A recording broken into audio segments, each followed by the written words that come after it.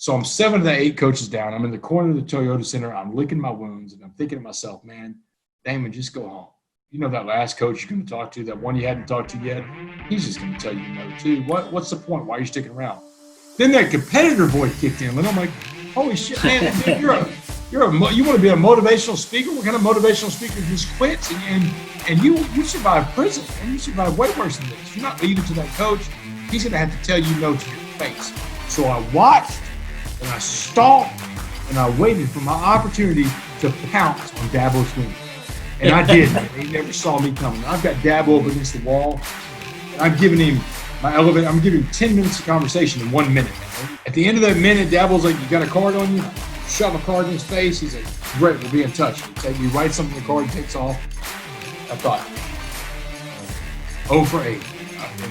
I felt dejected, I felt defeated, but I felt good because I left it all on the field. It's what we want to do. We're just going to get up and take our best swing, and if we don't make it, we don't make it, but we try. 4 months later, I'm at work at the law firm, and I get an email from the director of football operations at Clemson, a guy named Mike Dooley. He says, hey, Coach Swinney said he met you at an awards show 4 months ago in Houston. Love to have you come talk to the team. So August 1st, 2017, I go speak to the Clemson Tigers, the defending national champion football team. And, man, after the presentation's over, Dabo's got me up against the wall now. And he's like, that's the most amazing story I've ever heard. And I've been to most programs since, most of the major college football programs. 1 year later, man, August of 2018, I'm at my desk at work at the law firm again, and I get a telephone call. And on the other end of the phone is a guy named John Gordon. Man, I know John Gordon. John Gordon's a huge motivational speaker and author. This guy's sold 4 million books. He's an energy bus guy. I follow the guy on social media. This guy's huge. He's on my.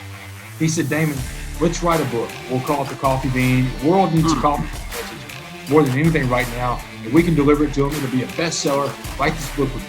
We sold over 100,000 copies in 1 year. Never be afraid to ask the question. Because here's the deal. If I left at an awards show, after you get turned down by 7 to 8 coaches, and you never spoke to Dabo Swinney, you would never know who Damon West is, and you would not have the Coffee Bean message. My entire life changed. Make that last phone call. Make that last effort. You never know where it's going to go. But hey, welcome back, dude. I really appreciate you taking some time for part 2. Part 1 was freaking awesome.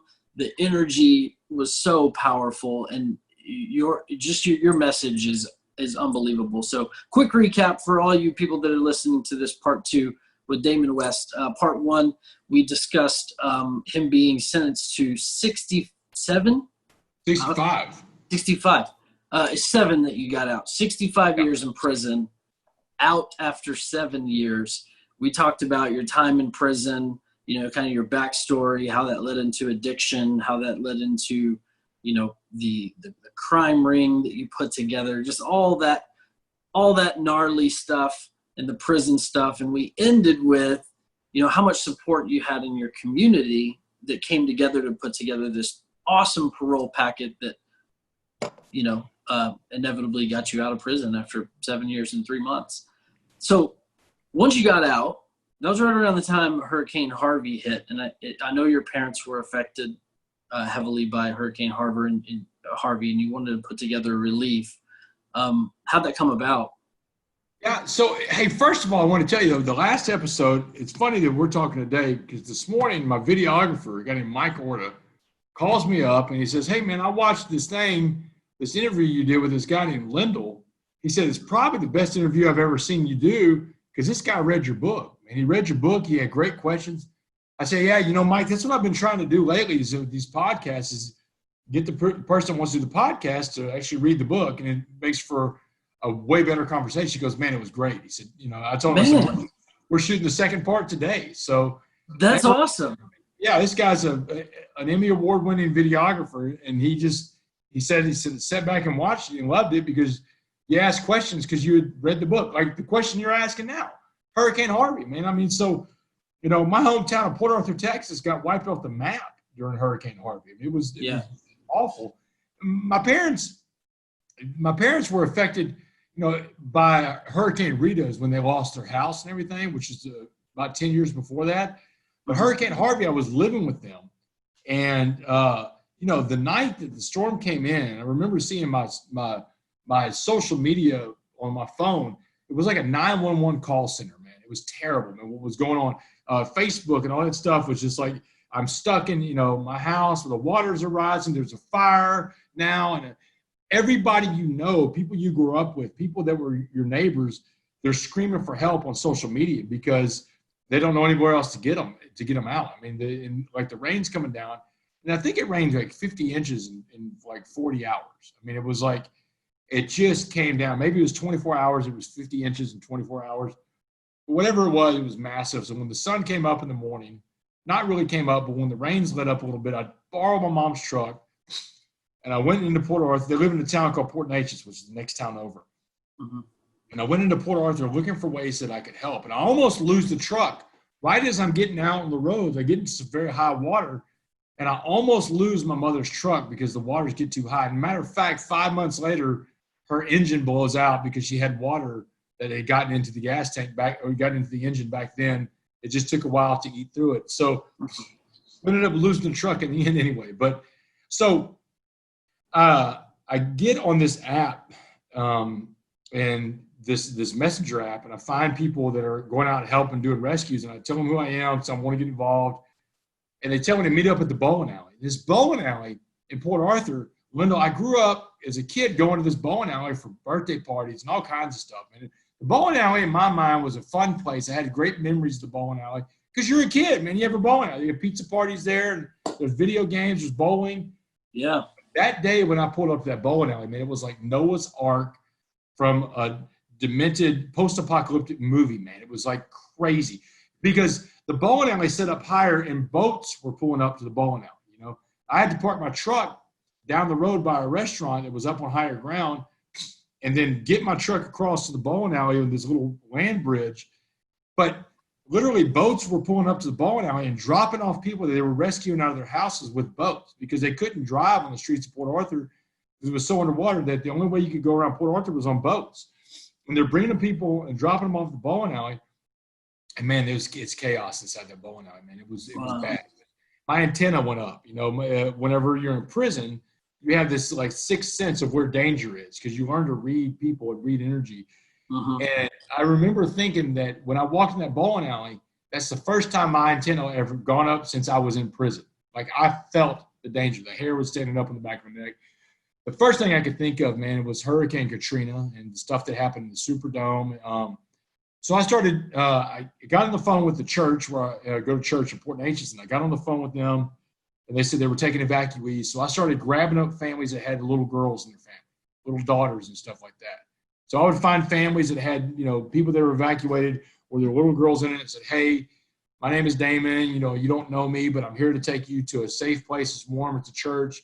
They'll give you food, shelter, clothing, and load them up, man. And all I did is just kept running trips all day with my mom, taking people out. Oh man, it's so weird to me. Man. It's almost emotional talking about it, man. Because in the book I talk about it. Later on that night, the Cajun Navy guys and I were doing rescues on the boats, and when we're done, we're soaking them wet. And what the guys are talking about, they're trying to remember somebody that they pulled out, and nobody could remember this person's face. I said, guys, while it's hard for us to remember some of these people's faces, the people you rescued, they'll never forget your face because I told them I've been in a place where it seems hopeless and you never forget the face of hope. And I said, what we were able to do, provide these people was we got to be the face of hope for other people today. And there's no greater gift you can give somebody than to be the face of hope. That face that's attached to that hand that reaches down and says, hey, come with me. It's going to be okay. And it was a very emotional time. It was an emotional time to see that many people a town you grew up in, devastated and destroyed. But can't even imagine. Day, about a year later, it was 2 years later because I was doing my book signing. My book had just came out. The Change Agent came out in March of 2019. Get this story, Wendell. The book comes out, the Change Agent comes out, and in the line I do a book signing at the Museum of the Golf Coach, which is the big museum in Port Arthur. They got one museum there, and I'm doing a book signing there about 3 weeks after the book came out. And the guy comes up in line, and he's like, do you know who I am? And I'm like, no, I can't remember your name. And I'm not great with names anyway. And he said, you rescued my family and I from the bowling alley that day. And I was Oh, like, wow, wow. man. I was like, whoa. That was deep, man. He said, yeah, you rescued my family and I from the bowling alley that day. And I want to tell you thanks. They took good care of us. He said, I never saw you again, never knew if I'd see you again. But when I saw in the newspaper that your book was coming out, I remembered your face. It was like Wow. your face on the cover. So anyway, yeah, you never forget the face of hope, brother. So Unbelievable, man. And I know that you were able to use social media to send out messages and rally even a bigger team of people. How many people did you have pulled together that were helping these families? And there were about a dozen vehicles involved in this caravan that were taking people out of there by the time it was done. And the social media stuff, man, I pulled out my phone inside that bowling alley and sent this thing out on social media saying, hey, look, man, the situation is bad. We're in Port Arthur, Texas. We need your help.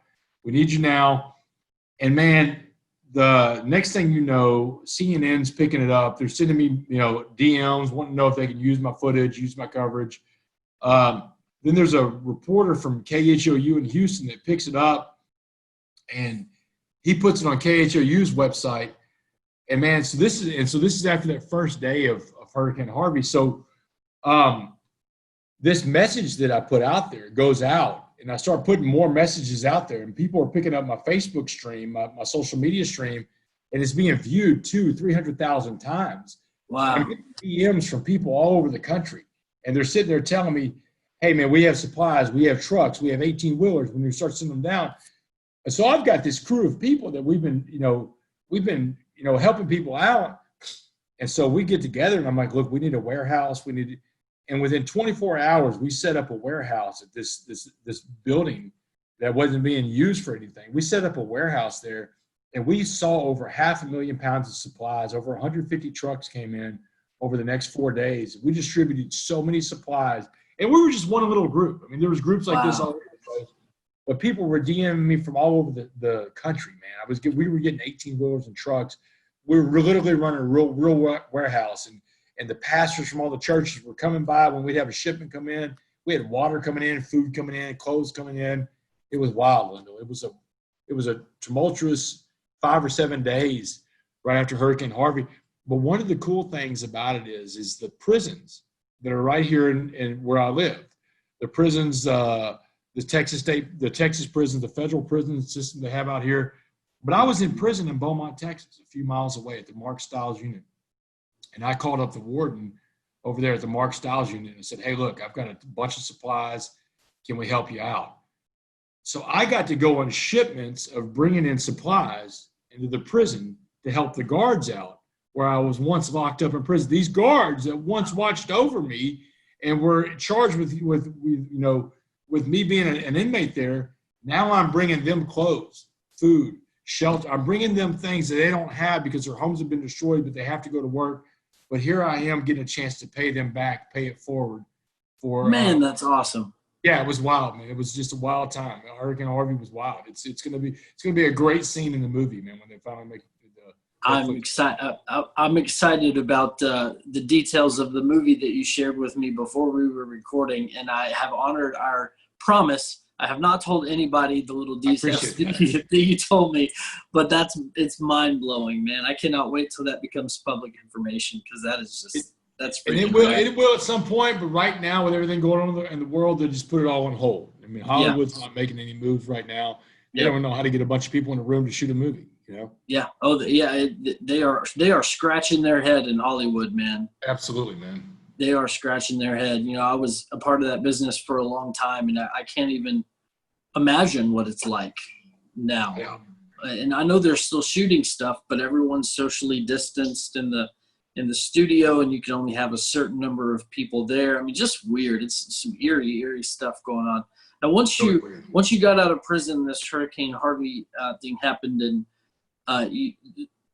the way that you started speaking, the way that you got introduced to the opportunity to speak and share your story, how did that come about, and how much longer from that point? Was it that you actually got to go back into the unit, or you spent time and speak to the men that you served time with?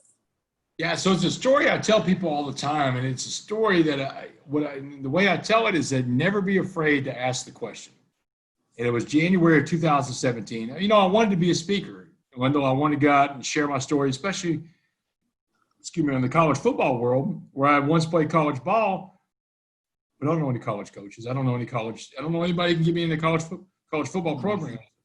So a buddy of mine, Mike Orta, the guy I was telling you about that saw your interview, man, my videographer, he's a media guy for KHOU, calls me up. He says, hey, I've got an extra press pass to the Bear Bryant Coaching Award show tonight.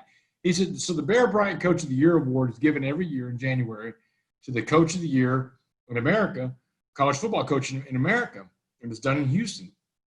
And I live 90 miles away from Houston in Beaumont, that area. So he's like, hey, do you want it? There's going to be the eight best coaches in the country going to be in this room. Do you want to go? I'm like, yeah. So I go home after work, Wendell, and I throw on the best hand-me-down suit I can find. I've been out of prison 14 months at this point, Throw on the best hand-me-down suit I can find. I drive 90 miles to Houston after work. I get to Toyota Center, sneaks me in the back door. I hit the ground running, man. All of these big-time coaches are there. Penn State, USC, Wisconsin, all the big guys are there. And I'm getting to meet all these coaches and shake their hand, give them my elevator pitch, and every single coach I meet turns me down, turns me away, man. No, it's not necessarily rude, but it's, hey, don't call us, we'll call you kind of thing. Yeah. So I'm 7 of the 8 coaches down. I'm in the corner of the Toyota Center. I'm licking my wounds, and I'm thinking to myself, man, Damon, just go home. That last coach you're going to talk to, that one you hadn't talked to yet, he's just going to tell you no too. What's the point? Why are you sticking around? Then that competitor voice kicked in, and I'm like, holy shit, man, dude, you want to be a motivational speaker? What kind of motivational speaker just quits? And you survived prison, man. You survived way worse than this. You're not leaving to that coach. He's going to have to tell you no to your face. So I watched and I stalked and I waited for my opportunity to pounce on Dabo Swinney. And I did, man. He never saw me coming. And I've got Dabo up against the wall, and I'm giving him my elevator. I'm giving him 10 minutes of conversation in 1 minute, man. And Dabo, to tell you this day, it was like getting a drink of water from a fire hydrant. So at the end of that minute, Dabo's like, you got a card on you? And I shove a card in his face. He's like, great, we'll be in touch. And he writes something on the card, takes off. I thought, damn, 0 for 8, man. So I drove home that night. I felt dejected. I felt defeated, but I felt good because I left it all on the field. That's what we want to do. We just want to get up and take our best swing. And if we don't make it, we don't make it, but we try it. So I put the night out of my head. 4 months later, I'm at work at the law firm. And I get an email from the director of football operations at Clemson, a guy named Mike Dooley. He says, hey, Coach Swinney said he met you at an awards show 4 months ago in Houston. Love to have you come talk to the team. How is August 1st? Can you come talk to Clemson's football team August 1st? Do you have it open? I have every first open. I can come anytime you want. I got nothing going on in my life, not speaking-wise. So August 1st, 2017, I go speak to the Clemson Tigers, the defending national champion football team. And, man, after the presentation's over, Dabo's got me up against the wall now. And he's like, that's the most amazing story I've ever heard. He said, have you been to Alabama yet? I said, no, Dabo, I haven't been to Alabama. I've been to Clemson, man. How am I going to go to Alabama? He said, we'll see, man. He said, I just texted Nick Saban from the back of the room, told him what I was seeing. And when I landed in Houston the next morning, Wendell, I had a voicemail and a text message from the director of football operations at University of Alabama and said, hey, we'll see you in Tuscaloosa in 3 weeks. You are on. Just like that. Dabo Swinney. That door open to college football for me. And I've been to most programs since, most of the major college football programs. 1 year later, man, August of 2018, I'm at my desk at work at the law firm again, and I get a telephone call. And on the other end of the phone is a guy named John Gordon. And John Gordon, man, I know John Gordon. John Gordon's a huge motivational speaker and author. This guy's sold 4 million books. He's an energy bus guy. I follow the guy on social media. This guy's huge, and he's on my phone.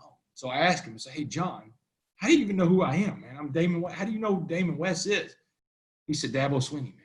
Dabo can't quit. He said, I was just in Dabo's office. He can't quit talking about you and that coffee bean story you tell. He said, Damon, let's write a book. We'll call it The Coffee Bean. He said, the world needs this. This is in 2018. He's saying the world needs a coffee bean message more than anything right now, and we can deliver it to him. It'll be a bestseller. Write this book with me. And so we write the book. It becomes a bestseller in 2019. July 2019, the book comes out. Actually, we just passed the 1-year anniversary, and we sold over 100,000 copies in 1 year. But right now, the world is in a giant pot of boiling water. And the coffee bean message has never been more relevant. But back to the story I was telling, that never be afraid to ask the question, Wendell, because here's the deal. If I'd have left that night, if I'd have left at awards show after getting turned down by 7 to 8 coaches and never spoke to Dabo Swinney, then you would never know who Damon West is, and you would not have the coffee bean message. The world wouldn't have the coffee bean message as a book, you know. And that's the thing. My entire life changed on talking to one person, you know, asking that one last question. You know, it's like at work with anything you do, you know, make that last phone call, make that last effort. You never know where it's going to go. You never know, man. Like they say, you got an ASK to GET. You know, closed mouths don't get fed, dude. You got to speak up. And I'm going through kind of the same thing right now. I have a very big vision for a new kind of addiction treatment center that I want to create, because there are some severe flaws in our treatment center model with inpatient rehab. I know a lot of people that have been to rehab, and you know what? Most people go back, and then they go back, and then they go back 3, 4, 5, 6, 7, 8 times. There's a severe flaw. How much do they get? How much is that a pop every time you go back? It depends on where you go. I mean, you know, some of them are $25,000 a month, dude. Yeah, they're very expensive. Upwards up to $60,000 a month. It's ridiculous. So, you know, I've got this big vision inside of me of a new type of treatment center, and I'm not going to talk about the details. I haven't told anybody yet, but it's a really cool vision, but I'm struggling with reaching out to the people that I know can help me. I find it hard to ask for help a lot of times. So we can talk about that offline. And if there's any way you could help me out with that, dude, kind of plug me into the right people. I'll tell you about the vision. If it's something you want to jump on board, I'm trying to build like a small team of board members that's gung-ho about the vision like I am. And I want to create it right here in Collin County, because here in Collin County, there's a severe need for good treatment. I mean, there's only one homeless shelter here in the entire county. Wow. What city is it in? Plano? Plano, Frisco, Allen, McKinney. I live in McKinney. Well, what city is the homeless shelter in? It's in McKinney. McKinney? Okay.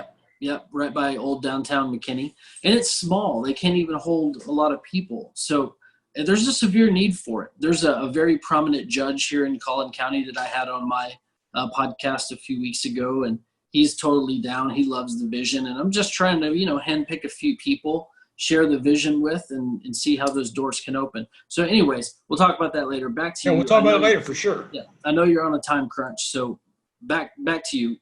What I want to hear next, which I think is a cool tidbit on the speaking side, you got invited to go speak into the cell block where you spent all that time with these guys. You were around the same people all the time, and then here you are coming back in as a motivational speaker. How did that go?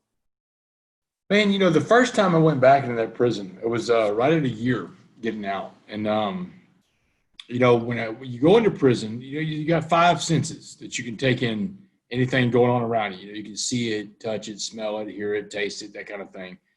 So when I walk into the prison, the first sense that's assaulted by the fact that I'm in prison again is my sense of sight. You know, I can look around and see, all right, I'm back in prison, and you know, but it's cool, man. I'm just relaxed, and you know, I've prayed before I gone in, and you know, God's got me. God had me the first time; He's going to have me this time. So my sense of sight is affected, and so I'm getting deeper into the prison, and now I'm hearing the sounds. Man, I'm hearing the keys clanking on the guards' belts. I'm hearing the gates slam. I'm hearing people yelling. I'm like, all right, you know, a little bit more into prison now, because now one of my other senses is involved. And now I'm smelling the chow hall, because you got to go right by the chow hall to get to the cell blocks and all that. And I could smell what they're cooking, that pork noodle casserole, that nasty dish they serve, and I could smell it. So now I've got 3 of my 5 senses are locked into prison, and I'm in there, man.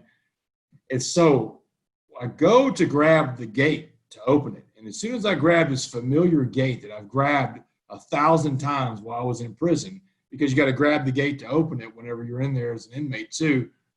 I feel that gate and that familiar feeling, and it's like I melted right there, man. And I start hyperventilating. And the chaplain that's walking with me, he's like, Damon, are you okay? I'm like, yeah. I said, just give me a second, man. I had to breathe. Because it was whenever I touched the gate, that fourth sense was locked into prison, that I would realize it's like my body, my mind, everything came together, and like, dude, you're in prison. You're in the same prison you were in before, and you're past all the gates. You're in prison now. Make the most of this. So yeah, you're like, oh God, I hope they don't take me back. I hope they don't take me back. Yeah, I mean, because you're going through all that, you're processing that. You're like, dude, I mean, I fought so hard to get out of here, but I feel so important. I feel that the message is so important, and that the hope, the currency, man, Lyndall, the currency I have inside of a prison, not just the prison I was in, but any prison, man, but especially the prison that I did my time. The currency I have with the incarcerated, man, it's off the charts. Because, especially in my old prison, those guys can look at me and say, man, I remember when he was, wearing the same outfit we're wearing. I remember he was standing in the line at commissary, at chow hall, or whatever on the rec yard. I can see this guy in prison clothes. But any prison I go to, man, these inmates, men or women, anywhere in the country, there's not an inmate out there that can say, well, he doesn't know what it's like to do real time. I've got life. You can't have more time than I have and be moving around a prison. You can have the death penalty, get locked up all the time. Or he doesn't know what it's like to do time on a real unit. Man, I'll put the Mark Stiles unit up against any prison in the state of Texas, any prison in America. It's a dangerous place to be. So I've got this currency, man. I've got this currency, Lyndall, that I can go spend. And I go in there, and immediately these guys, these men and women in prison, identify with me, man. They're locked in, and they're you go into a room to speak in a normal room, a company or a team, and you got people. Most of them are all locked in, but you're going to have people that are daydreaming and stuff like that. Not in the prison, man. All 100% of the people in the room are locked in, and they're buying whatever I'm selling. And so if I was someone that was nefarious and I wanted to be mischievous and I wanted to sell them something bad and something to promote myself or whatever, yeah, I could do that.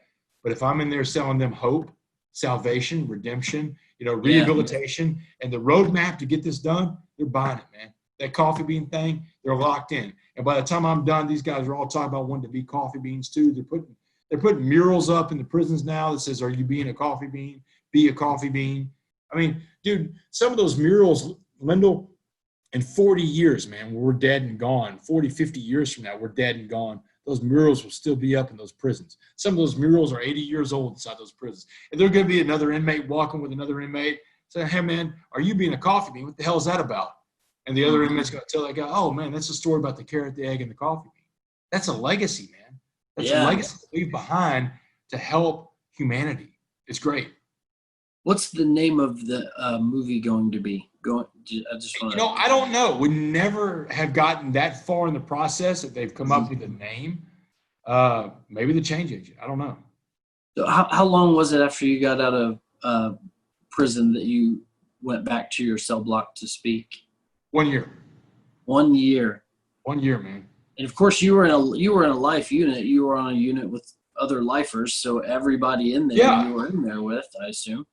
Oh, I knew tons of people inside that prison, and I went in there with the church retreat of the same retreats that I used to go on when I was in prison, these Acts retreats. I went in there with those guys. Now, I was the first guy that ever been in an Acts retreat while I was in prison, and then went into an Acts retreat after he got out of prison. So, I got to go in there with those guys and give back like that in a whole different way. And those guys would ask me, man, how many of these guys do you know? And I'd be like, all of them. I know all these guys. So it's cool, man. Yeah, that's very cool. What was the when you went back, what was the most memorable conversation you had with someone you were locked up with? What did they say to you? Do you remember? I think of the most So there's a guy that when I was leaving, he was an old cellmate of mine. His name was Sabor, black guy from Dallas. He's my age, 45, 44 years old. And Sabor, really intelligent guy, self-taught guy, been in prison for about half of his life. Really intelligent guy. we'd stay up all night, talk about social justice and all kinds of stuff. And on the way out of prison, he asked me a question. He said, "Hey," he said, "Congratulations, whatever." He said, "Hey, I got to ask you something though. Are you going to talk about what you saw in here? What you saw." And what he's talking about is the disparity in the system. You got 1 out of every 4 blacks in America is in the criminal justice system. Hell, they only make up 6.5% of the population. It's crazy that there's that many of them locked in the system. So the system, there's more than one criminal justice system. There's a black one, there's a white one, there's a brown one, there's a rich one, there's a poor one, there's one for cops. I mean, it's just, the system is terrible. It's broken in America. All messed up. Yeah. And so that's what he's asking me about. He said, "You got to talk about what you saw in here." And I said, "Sabor, man, once I get on my feet, I will, man. That's what I'm about." And he said something to me I've never forgotten. He said, "Good." He said, "Sometimes they lock up the right guy." Nice. Yeah. Nice. And now you're a college professor talking about justice. Now I'm a college professor talking about justice, and I always talk about the first day of class. I talk about Sabor, and I saw Sabor when I went back into prison, and he was like, "Man, I am so proud of you. You said you were going to do this, and you went and did it, and you're an inspiration. You're a shining light of hope for the rest of us left behind. Thank you, my brother." And it was just, man, it made me feel really good that guy that, I'm getting ready to leave prison. I could tell him, yeah, I'm going to do it and never do it again, because I'm never going to see this guy technically. But that's not the way I'm made, man.